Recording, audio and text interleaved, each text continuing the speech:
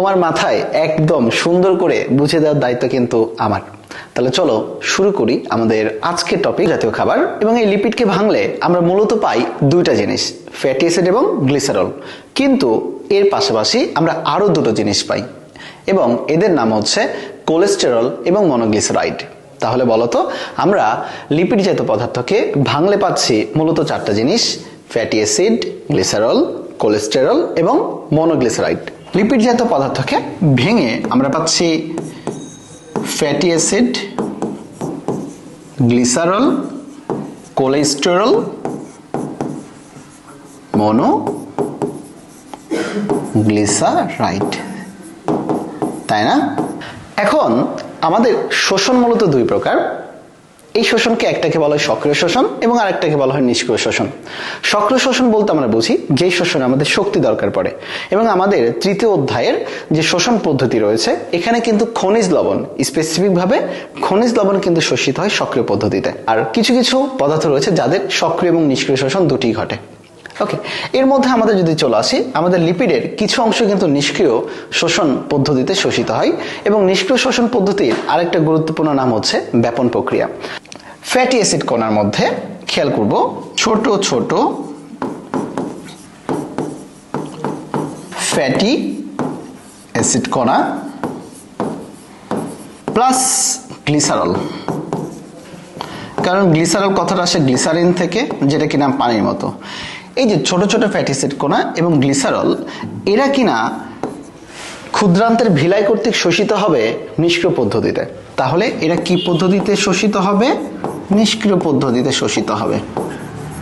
Lipid জাতীয় যে সকল পদার্থ তারা ভেঙে উৎপাদন করছে ফ্যাটি অ্যাসিড, গ্লিসারল, কোলেস্টেরল এবং মনোগ্লিসারাইড।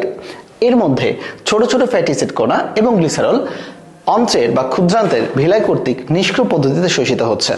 অপর দিকে বড় বড় এফ এ লিখলাম, এফ এ মানে fatty acid, F dot A মানে ফ্যাটি অ্যাসিড, বড় বড় ফ্যাটি অ্যাসিড কণা প্লাস মনোগ্লিসারাইড, এই দুটো বস্তুর সাথে যোগ হবে, প্লাস দিয়ে দিলাম পিত্ত লবণ। আর এই পিত্ত লবণ সহযোগে এরা উৎপাদন করবে মাইসেলি। তাহলে কি বললাম দেখো, অপরদিকে বড় বড় ফ্যাটি অ্যাসিড কণা এবং মনোগ্লিসারাইড পিত্ত লবণ সহযোগে উৎপাদন করবে মাইসেলি। আর এই মাইসেলির সাথে আরো যুক্ত হবে দুইটি জিনিস, কোলেস্টেরল এবং অপর আরেকটি জিনিস হবে যেটাকে লেখা রয়েছে চর্বিতে দ্রাব্য ভিটামিন। আর আমরা জানি চর্বিতে দ্রাব্য ভিটামিন হচ্ছে কি কি, এ, ডি, ই, কে। আচ্ছা, এই যে আমাদের মূলত মাইসেলি উৎপাদন হলো, এই মাইসেলিটা কিন্তু এখনো অন্ত্রের যে ভিলাই রয়েছে ভিলাই কর্তৃক কিন্তু শোষিত হয়নি। মাইসেলি গঠনের পরে এটা এখন অন্ত্রের ভিলাই কর্তৃক ব্যাপন প্রক্রিয়া শোষিত হবে। এবং মনে রেখো, যখন অন্ত্রের ভিলাই কর্তৃক এটা ব্যাপন প্রক্রিয়া শোষিত হবে তখন মাইসেলের সকল অংশ ভিলাইয়ের কোষে প্রবেশ করবে, ব্যতিক্রম একটা, সেটা হচ্ছে পিত্ত লবণ। অর্থাৎ মাইসেলি গঠন হবে, এই মাইসেলিটি ভিলাইয়ের কোষ কর্তৃক ব্যাপন প্রক্রিয়ায় শোষিত হবে এবং শোষিত হওয়ার সময় শুধুমাত্র পিত্ত লবণ ছাড়া বাকি সকল অংশ ভিলাইয়ের কোষে প্রবেশ করবে। পিত্ত লবণ ছাড়া, পিত্ত লবণ ছাড়া মাইসেলি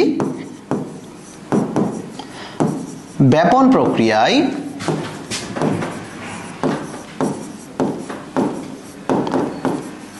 প্রক্রিয়ায় ভিলাই, আমরা জানি ভিলাই হচ্ছে শোষণ অংশ হিসেবে কাজ করে, তাই না? ক্ষুদ্রান্তের ভিলাইয়ের কোষ কর্তৃক শোষিত হবে। কোষ কর্তৃক কি হবে বলতো? শোষিত হবে। ওকে, আর যখনই সেটা ভিলাইয়ের কোষ কর্তৃক শোষিত হলো তখন সে ভিলাইয়ের কোষে যে উৎপাদন করবে কি জানো? উৎপাদন করবে ডিরেক্ট টিজি, যেটাকে লেখা রয়েছে ট্রাইগ্লিসারাইড, যেটাকে লেখা রয়েছে কি ট্রাইগ্লিসারাইড, তাই না? আচ্ছা, আর ট্রাইগ্লিসারাইডকে আমরা সংক্ষেপে প্রকাশ করি টিজি দিয়ে। আর তখনই ওই মোমেন্টে টিজি এর সাথে আমাদের আরো দুইটা উপাদান যুক্ত হয়। এই দুটো উপাদানের মধ্যে একটাকে বলা হবে কোলেস্টেরল, আবারও সেই কোলেস্টেরল, আর একটা উপাদান হচ্ছে ফসফোলিপোপ্রোটিন, তাহলে জিনিসটা খেয়াল করি, কি বলা হলো, পিত্ত লবণ ছাড়া মাইসেলি ব্যাপন প্রক্রিয়ায় ভিলের কোষ কর্তৃক শোষিত হবে এবং ভিলের কোষের ভেতরে তারা যখন প্রবেশ করবে, প্রবেশ করার সাথে সাথে তাদের নাম হয়ে গেল টিজি বা ট্রাইগ্লিসারাইড। আর এই ট্রাইগ্লিসারাইডের সাথে আরো দুইটা নতুন উপাদান ভিলের কোষে যুক্ত হবে, যার নাম কোলেস্টেরল এবং ফসফোলিপোপ্রোটিন। তাহলে টিজি, কোলেস্টেরল এবং ফসফোলিপোপ্রোটিন এই তিনটা জিনিস মিলে নতুন আরেকটা জিনিস তৈরি করবে, যার নাম হচ্ছে কাইলোমাইক্রন। কাইলোমাইক্রন। তাহলে আমরা কাইলোমাইক্রন কিন্তু পেয়ে গেলাম। এখন এই কাইলোমাইক্রনটা কোথায় রয়েছে? এই কাইলোমাইক্রনটা তো অবশ্যই ভিলের কোষের ভেতরে রয়েছে। আর আমরা জানি লিপিড জাতীয় খাবার বা কাইলোমাইক্রন এরা কিন্তু সরাসরি প্রবেশ করবে লসিকা নালীতে বা ল্যাকটিয়াল নালীতে, এবং ল্যাকটিয়াল নালীতে প্রবেশ করার পরে তারা শিরাতন্ত্রের মাধ্যমে আমাদের দেহের বিভিন্ন অংশে পৌঁছে যাবে আর কি। এখন আসি কাইলোমাইক্রনের অংশে। কাইলোমাইক্রন এটা কোথায় ছিল জানো? ভিলাইয়ের কোষের ভেতরে, কোষের ভেতরে ছিল। এখন এই কাইলোমাইক্রনটা কোষের ভেতর থেকে বের হয়ে চলে যাবে কোথায়? ল্যাকটিয়াল বা লসিকা নালীতে। বলো তো, তোমাদের বইয়ে একটা লেখা রয়েছে এক্সোসাইটোসিস। এক্সোসাইটোসিস বলতে আমরা কি বুঝি? দেখো ইংরেজিতে লিখে দিলাম EXOCYTOSIS, একটু ফাঁকা করে লিখলাম বোঝানোর সুবিধার্থে। এক্সো মানে বাইরে, এক্সো মানে কি? বাইরে। সাইটো মানে কি? কোষ। সিস মানে কি? প্রক্রিয়া। তাহলে কাইলোমাইক্রন ভিলের কোষ থেকে বের হয়ে যখন লসিকা নালীতে যাবে, এই যে ভিলের কোষ থেকে বের হয়ে লসিকা নালীতে যাচ্ছে, এই প্রক্রিয়ার নামটাই হচ্ছে এক্সোসাইটোসিস। আর লসিকা নালীতে কাইলোমাইক্রন পৌঁছানোর পরে সেটা আমাদের চলে যাবে কোথায়? পোর্টাল সিস্টেম পথে, শিরা দিয়ে। এবং সেটা চলে যাবে কোথায়? সেটা চলে যাবে আমাদের দেহের পোর্টাল সিস্টেমের মাধ্যমে শিরাতে। তাহলে আমি তোমাদের একটা রিক্যাপ করে দিই, সবাই আবার একটু মনে রাখো আর কি। দেখো, আমরা সবাই মূলত জানি লিপিড জাতীয় খাবার পরিপাক হয়ে উৎপাদন করে ফ্যাটি অ্যাসিড, গ্লিসারল, কোলেস্টেরল এবং মনোগ্লিসারাইড। এর মধ্যে ছোট ছোট ফ্যাটি অ্যাসিড কণা এবং গ্লিসারল এরা কিনা ব্যাপন প্রক্রিয়ায় আগেই ভিলার কোষ কর্তৃক শোষিত হয়। অপরপক্ষে বড় বড় ফ্যাটি অ্যাসিড কণা এবং মনোগ্লিসারাইড এর সাথে যুক্ত হয় পিত্ত লবণ, উৎপাদন করে মাইসেলি। আর এই মাইসেলির সাথে পরবর্তীতে যুক্ত হবে কোলেস্টেরল এবং এর সাথে আসবে আমাদের চর্বিতে দ্রাব্য ভিটামিন, যেটাকে ব্র্যাকেটে বলা হচ্ছে ADE। এই সকল কিছু মিলে মূলত মাইসেলির অংশ। আর এই মাইসেলিটা পরবর্তীতে ভিলাইয়ের কোষ কর্তৃক শোষিত হবে উইদাউট পিত্ত লবণ। তাহলে পিত্ত লবণ ছাড়া মাইসেলিটা ভিলের কোষ কর্তৃক শোষিত হবে এবং ভিলের কোষে যাওয়ার পরে তারা নাম ধারণ করবে ট্রাইগ্লিসারাইড বা টিজিতে। আর এই টিজির বাইরের দিকে দুটো জিনিসের আবারও আবরণ পড়বে, যেটাকে বলা হয় কোলেস্টেরল এবং আরেকটাকে বলা হচ্ছে ফসফোলিপোপ্রোটিন। আর তখন এই টিজির নামটা হয়ে গেল কাইলোমাইক্রন। আর এই কাইলোমাইক্রনটা আমরা জানি ভিলের কোষ থেকে বের হয়ে পৌঁছাবে লসিকা নালীতে। যে প্রক্রিয়ায় পৌঁছাবে সেই প্রক্রিয়াকে বলা হয় এক্সোসাইটোসিস। এটা হচ্ছে আমাদের অন্ত্রে একটা ভিলাইয়ের একটা অংশ দেখতে পাচ্ছি। এবং দেখো, ভিলাইকে বলা হচ্ছে আঙ্গুলের মতো অভিক্ষেপ, এবং এই যে অংশগুলো দেখা যাচ্ছে, এই সব অংশগুলো হচ্ছে এক একটা করে ভিলাই। এবং তোমরা ভিলাইয়ের ভেতরে যে লাল কালারে দেখতে পাচ্ছ, এটাকে বলা হচ্ছে ধমনী। যেটা নীল কালারে দেখতে পাচ্ছ, এটাকে বলা হচ্ছে শিরা। এবং যেটা সবুজ কালারে দেখতে পাচ্ছ, এটাকে বলা হচ্ছে মূলত কি বলতো? লসিকা নালী বা ল্যাকটিয়াল। তাহলে দেখো জিনিসটা কিভাবে অ্যাবজর্ব হচ্ছে আমাদের শরীরে। প্রথমেই দেখো, আমাদের যদি এখানে লিপিড জাতীয় পদার্থ থাকে, এই লিপিড জাতীয় পদার্থ আমি সংক্ষেপে বলে দিচ্ছি কি উৎপাদন করবে? ফ্যাটি অ্যাসিড কণা প্লাস কি বলতো? জি দ্বারা গ্লিসারল প্লাস উৎপাদন করবে CHO মানে কোলেস্টেরল এবং মনোগ্লিসারাইড MG মনোগ্লিসারাইড। ছোট ছোট ফ্যাটি অ্যাসিড কণা এবং গ্লিসারল এরা শোষিত হবে কোন পদ্ধতিতে? নিষ্ক্রিয় পদ্ধতিতে শোষিত হবে, মানে ব্যাপন পদ্ধতিতে। অপরপক্ষে বড় বড় ফ্যাটি অ্যাসিড কণা, মনোগ্লিসারাইড এবং এদের সাথে যুক্ত হবে পিত্ত লবণ। আমি এখানে লিখে দিলাম পিত্ত লবণ, তাই না? উৎপাদন করবে একটা জিনিস যার নাম হচ্ছে মাইসেলি। যার নাম কি? মাইসেলি। ক্লিয়ার?